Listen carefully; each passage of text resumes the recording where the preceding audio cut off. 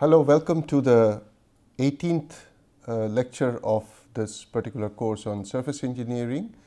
Though it is a course on surface engineering, but this one and the very next one, these two lectures will be devoted to the strengthening mechanism, which are not necessarily only meant for surface engineering, but generally is applicable to the bulk as well.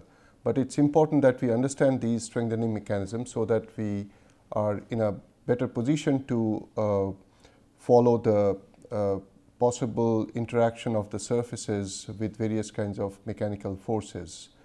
So, for example, we would also like to divide this whole strengthening mechanism related discussion into two parts.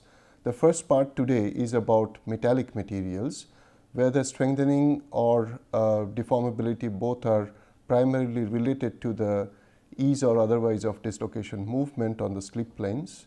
And tomorrow we'll discuss in the next lecture on strengthening mechanism applicable to non-metallic materials.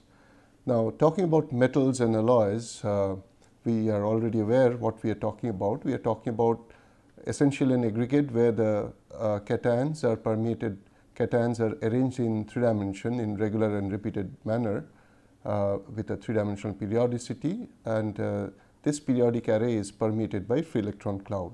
So, this is exactly the definition which allows us to explain all possible properties of metallic aggregates.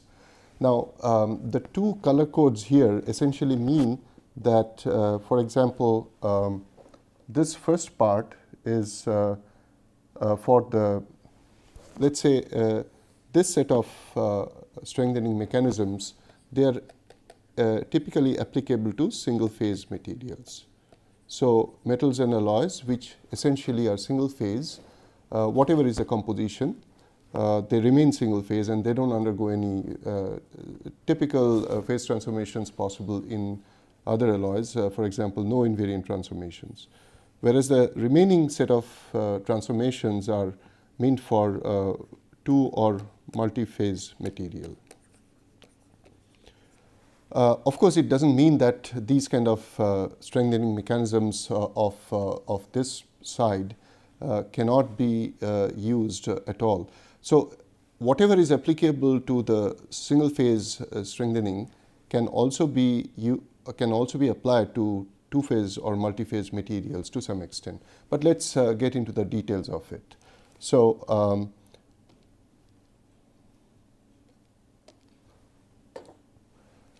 the first one is about solid solution strengthening. So, just imagine that if you are able to pack a certain amount of sugar in water or salt in water, they dissolve up to a certain extent, and when you dissolve, then the taste changes. So, over here in metallic systems, which we assume are all crystalline substances, if you pack in materials which could either be for example, bigger in size, smaller in size, or bigger in size. So, if this is smaller than the usual lattice atoms, then these lattice planes, they tend to collapse and move towards the smaller atom. Yet you create a stress field around this region. So, this is the stress field that you create, but this stress field essentially will be tensile in nature, because they are essentially the atoms are dilated. On the other hand, if you actually have an atom which is bigger in size, so obviously due to the bigger size, the lattice planes will be moved away, and hence the pushing tendency will be towards the right, and the reaction to that, the residual stress of that will be towards the foreign atom. So, you create essentially a compressive stress field around that. Now, in either cases, since you create a stress field around this, so when you have a dislocation which is trying to move along a particular plane, then it encounters a certain obstacle, because this is the foreign atom which is either smaller or bigger, but it has a certain stress field around it. So, while trying to negotiate this particular dislocation, we'll have to face or need a different kind of shear stress to be able to overcome this. So, as a result, the motion of this, or the speed or the velocity of this dislocation is different, and as a result the strength may actually increase. So there's a limit up to which, of course, you can pack in solute atoms into the material, and that is dictated by the equilibrium solubility. But here you can see, for example, if you are able to introduce certain amount of these interstitial elements like carbon, nitrogen, and so on. So here in this case, even with very small amount of solute atoms, the strength very drastically can increase.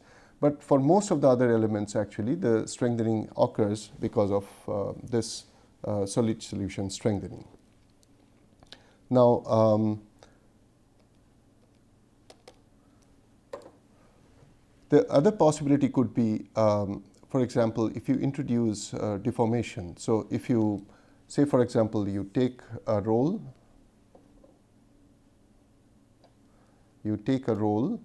and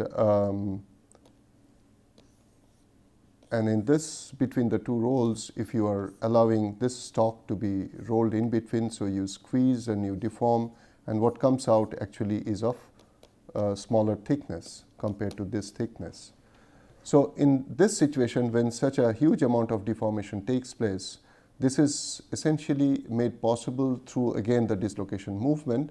So if this material here before deformation has a certain density of dislocation, after the deformation, this side, the material will have lot more dislocation density. And these dislocation densities will actually also create certain impediment against movement of other dislocations. So if you have a particular boundary, and if these are the set of dislocations already piled up, so next time a new dislocation arrives, these dislocations will come in the way, and as a result, the strength of the material will go higher as we introduce more and more amount of dislocations. So this is what is exactly explained here, that at very low, so this is how the amount of cold work is increasing.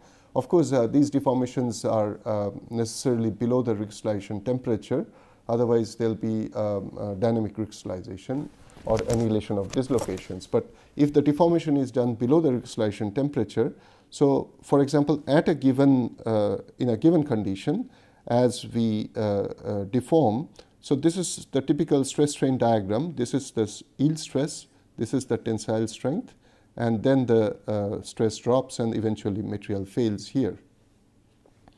So this, if this is the stress strain diagram for a particular level of dislocation density or state of stress, internal strain, and as you keep increasing the amount of strain in this direction, as what we see is that the yield strength increases from this level to this level to this level, and eventually to very high level. So this increase in yield strength, gradual increase in yield strength, is made possible purely because of increase in dislocation density as we introduce more and more deformation. And as we know that these deformations can be essentially done through such kind of processes like rolling or extrusion or drawing or various other kinds of mechanical processing techniques. Now, as we go to other possibilities, for example, in an alloy, if you have at least two components, the solute and the solvent, let's say this, the green ones are one type of atom, let's say A, and the red one is B. So we are dealing with two kinds of atoms, A and B. If they are arranged in a very ordered manner, very just like the way the military is, I mean, they behave very in a disciplined manner. So, for example, if we impose a particular discipline that the red guy has to be next only to a green guy, and likewise, so we'll always see an alternate sequence of red, green, and so on. But this is very, very not very usual situation. This can be made possible only when in a given condition where delta H is highly negative, and this enthalpy of the transformation is so negative that below in the phase diagram, below a certain temperature, we see if this is the if this is the temperature axis and if this is the composition axis, then maybe there is a particular region where we see a dome like this, which essentially says that this is the critical temperature and below which you actually have a completely ordered solid solution. And this ordered solid solution can be substitutional or interstitial in nature, depending upon the relative size of the solute atoms. So here, for example, you are seeing that the solute atom is tiny little and is able to go into the interstices of the material. So we can end up getting an ordered interstitial solid solution or interstitial compound. Otherwise, we can have an ordered interstitial alloy, for example, Ni3Al, or in case of, for example, here we can have an interstitial compound like Fe3C and so on. So in all these cases, when we have such an ordered array, then the stress field undergoes a periodic or cyclic change. And as a result of that, when any dislocation is trying to negotiate this field, it has to actually, it sees a very different kind of a situation than what it normally sees when you have random. A random means that essentially I have, if these are the arrays of atoms in a given plane, then there is no necessity that this has to be green, this has to be green, and this has to be red. In an ordered fashion, we always see like that. But in a random situation, this can very well be green, and this can be red, the next one can be red, again it can be green. So these are all random sequences. We can also have a situation where the crystallite arranges themselves in a particular crystallographic orientation. In other words, these are the planes which actually are arranged parallel to the surface, and they are of a particular crystallographic type. So that means the density of atoms, planar density of atoms on these planes is of a particular type, and majority of the crystallites in a polycrystalline aggregate are so arranged that these set of planes are parallel to the surface. So in such a situation, as you have multiple grains, let's say 1, 2, 3, 4, in all these cases, if these crystallites are so arranged that the dislocations will see one set of planes for negotiation, and if these planes have relatively higher shear strength, then the dislocations will face more difficulty to move there. So bringing in a particular preferred crystallographic orientation whereby the crystallographic planes which actually pose problems for dislocation movement can actually raise the strength of the material, and that's called texture strengthening. Now, one of the most effective and most, I would say, widely applied strengthening mechanism is called precipitation hardening. Now, if you imagine any alloy where this is, let's say, a binary alloy, and if we have a situation where the solid solubility decreases with temperature very significantly, and if you take an alloy like this of this particular composition, and if you equilibrate at a temperature like this, which is going to give you a single phase microstructure. So in the microstructure, you'll have a single phase, all are alpha. And as you bring it to lower temperature, you are going to see the precipitation of the second phase, let's say beta. So this microstructure will now convert into a situation where you have precipitates, and these are so-called beta precipitates in alpha matrix.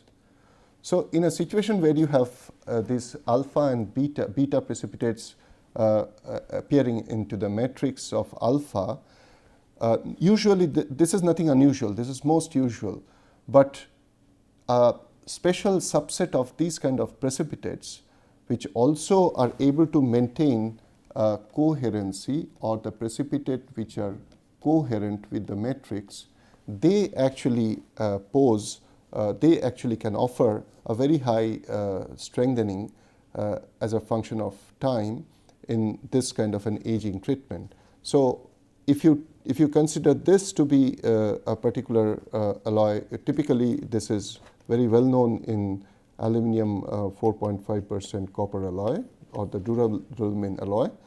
In this alloy, what we know is that as we age at a single phase region and then bring it to lower temperature, either bring to room temperature and then again heat up artificially to hold at this temperature, or we directly transfer to this temperature. In either case, when we see appearance of these beta precipitates into the matrix, if these precipitates not only undergo precipitation due to decrease in solid solubility, but they are also able to maintain coherency, then these precipitates are bound to provide very high resistance to dislocation movement. In a situation like this, the dislocation while trying to negotiate a precipitate like this will move up, and then we'll have to encounter a region of this precipitate, so-called zones, which actually can have very high or very different elastic modulus, and as a result the precipitate will offer a great deal of strengthening to the matrix. But when you overage, that means if this is the time axis and if this is the strength axis, then if you overage, that means if you age for longer than this peak aging period, then beyond this period the precipitates which earlier on were coherent will lose their coherency and will convert into incoherent precipitates. So, when they are incoherent, then what it means is that this precipitate, for example, didn't have any clear-cut boundary with the matrix. So, that is why if this is the matrix and if this is the precipitate, this alpha beta interface was completely coherent. So, a dislocation cannot make out any difference between alpha and beta. Of course, I must clarify that the precipitate, when you say beta, it cannot be considered as a coherent precipitate anymore. It has to be an incoherent. But so, convention wise they are called zones. Typically in aluminum copper alloys, they are called the GP zones. So, whether they are GP zones or theta prime or theta double prime precipitates, they are still able to maintain coherency or semi-coherency. But when they move across for longer aging period and convert themselves into equilibrium precipitates, which is theta. So, when theta forms, then these theta alpha matrix is no longer coherent, but incoherent, and as a result you lose the coherency strengthening, but you enter into a different regime which is called Orwan strengthening regime. That also offers impediment to dislocation movement, but here the obstruction is slightly of different type. The dislocations tend to bow, and when they tend to bow like this, eventually there could be possibilities of annihilation at this point, and then you leave behind a loop, and this loop is going to further provide hindrance to dislocation movement. So, this is in the nutshell various possibilities of strengthening mechanisms in the alloys. We also need to learn a little bit more in details about steel, one of the most widely used and utilized structural material. But this is a subject by itself. All we need to understand at this moment is something very simple, that this is the so-called iron cementite diagram. I am very specifically mentioning this as iron cementite because this is a metastable diagram, and we essentially need to understand about three possible invariant transformations: the peritectic, the eutectic, and eutectoid. Out of all these are involving liquid states. So, most of our activities for structural applications will be confined only to the region below this temperature zone, and which means we will be concerned with this so-called eutectoid transformations, which involves transformation of austenite into ferrite and cementite. Now, this can be made use of or utilized for various purposes. So, when this eutectoid transformations take place at slightly higher temperature or at a slightly slower rate, for example, somewhat like this, then you are likely to see pearlite. If you have the possibility of holding and then cooling like this, then you are likely to see bainite, and instead if you quench very fast, then you are likely to see martensite. So, these two are phase aggregates, whereas martensite per se is an extended solid solution, a supersaturated solid solution, but differs from the other two in the fact that it is a shear transformation product. Suffice to know at this stage that martensite gives you is the hardest possible solid solution in iron carbon or iron cementite system, because of which you get the maximum amount of hardening.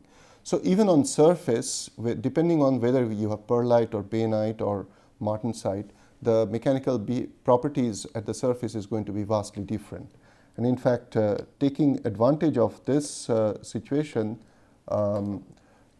typically one can actually think of adopting a possibility of this, so that you have perlite. The second possibility is to have bainite, and as I said, the third possibility is martensite. So in terms of severity of quench, this is rather slow process, this is moderately fast, and this is the fastest. So as a result of formation of martensite, which is a non-cubic product, a so-called tetragonal product, there are many other reasons as to why martensite is the hardest solid solution.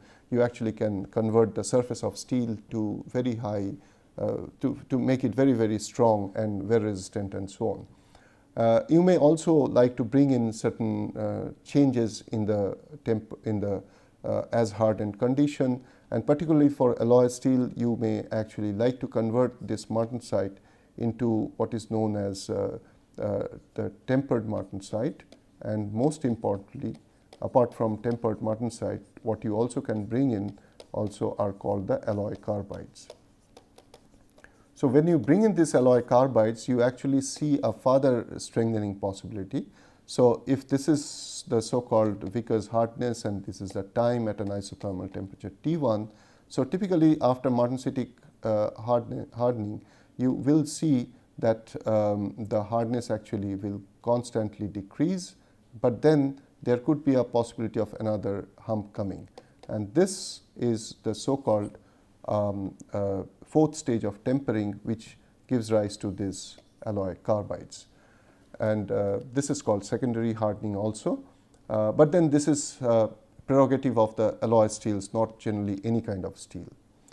Now, we need to now go to the other possibilities. For example, martensitic transformation is something which we have already discussed. At this point, I just would like to mention that when you talk of perlites, you are talking about lamellar structure like this. When you are talking of bainite, then you are talking about a ferritic sheave with carbide stringers decorated like this. But when you are talking about martensite, then you actually are talking about either the acicular or the martensitic lath structures. Because of these sharp boundaries and ultra-fine size, martensite always is much harder and much stronger than either perlite or bainite. Now, this is something which we'll discuss in greater details very soon, but at the moment, let me also tell you that if you do not have these alloying elements present, for example, hypothetically speaking, if we have something which is a single component and a single phase. So when you are talking about something which is not only single phase but also single component, that means you are talking about a pure element A. How do you strengthen this a metal which is pure metal? So there are a few possibilities. One which we saw already in the beginning, which is strain hardening. That means if you deform this material, you certainly introduce higher density of dislocations, and this higher dislocation density can actually provide you strengthening. And this is exactly the strategy adopted in, for example, shot pinning or any amount of surface deformation procedures. When you when you cannot do this, for example, when you cannot shot pin, another possibility is that you simply roll. So when you do rolling, either skin pass or slightly higher level of deformation, when you roll and then subsequently when you anneal these rolled structures, then these structure is going to give you what is known as recrystallization or recrystallized structures. And in the process, the average grain size, if this was so big, now could be much smaller. So when the crystallite size is refined to this small level, significantly refined, then the amount of grain boundary area, so essentially we are talking about a situation where earlier the grain size, average grain size was so big, and from this, because of recrystallization, if we make it much smaller, for example, very, very small grains like this, then obviously the total area of boundaries in this particular situation, the specific surface area per unit volume, would be much higher here compared to this situation. So if we convert this coarse grain structure into this fine grain structure, the specific boundary area per unit volume is going to go up significantly high. And we all know that this boundary is actually nothing but a barrier or a wall for against the movement of this dislocation. So when you try to move this dislocation, it merely moves until this particular boundary then sees a barrier and stops. So all dislocations, if these are the parallel slip planes, all dislocations which are trying to move will certainly face a barrier here and stop. And this can happen also for dislocations moving from the other sides. So if you increase such barrier or walls more and more, then obviously the amount of resistance to dislocation movement should go up. And as a result, the yield strength goes up as a function of decrease in crystallite size, and because of which we actually see a very significant strengthening. And this strengthening is known by this famous relationship proposed independently by Hall and Petch, and which clearly shows that the yield strength is inversely related to the average diameter of the grain. Now, so this possible strengthening mechanism certainly is, all these possible strengthening mechanisms, they are very useful to us, not only when we are trying to negotiate with the bulk, but also trying to tailor the microstructure and composition of the surface so that the structural properties, the mechanical properties of the surface is improved. So let's try and recapitulate some of the points that we have discussed in this particular lecture. The first thing I would like to draw your attention is that what we have discussed here is that the general strategies of strengthening for metallic, ceramic and polymeric actually are different. They are not one and the same. But since we have discussed only about metals in this particular discourse, let's not worry much about ceramic and polymeric. And what we must take away from today's lecture is that most of the structural properties, namely the strength or hardness and various other strength properties, they are somewhere or other related to the ease or difficulty of dislocation movement in the crystallite. So metals are predominantly or 99% crystalline, except for the boundary regions. The rest of the areas or volume is all crystalline, having three-dimensional periodicity. And whatever strength, if you want to deform this metal without having any dislocation, then you require to overcome the theoretical shear strength. If you have a dislocation, then these dislocations can actually help you deform the material, plastic deformation, permanent deformation, at a shear stress level which is easily 1,000 times or more less than 1,000th or 10,000th of the theoretical shear strength. So whenever you deform, essentially the presence of dislocations help. So by the same logic, if you make movement of dislocation difficult, then you strengthen. And this is exactly the strategy that is adopted. Now this opposition or so-called resistance to dislocation movement can be brought in by either by bringing in precipitates which could be coherent initially and then subsequently become incoherent. So whether they are coherent or incoherent, they offer resistance to dislocation movement. You can increase the grain boundary area, that's how you can strengthen the material. You can pack in more and more amount of solute atoms, either smaller or bigger than the matrix atom, and create either compressive or tensile stress field around them, and as a result the strength or the dislocation movements would be impeded. There's another question that when we make materials strong, when we make it too strong, there is a possibility that the material will not be able to take deformation anymore. For example, if a material is normally showing a stress strain diagram like this, you make it stronger, it will go like that. But when you make it ultra strong, it might not show any plastic region at all and might fail at this very point itself.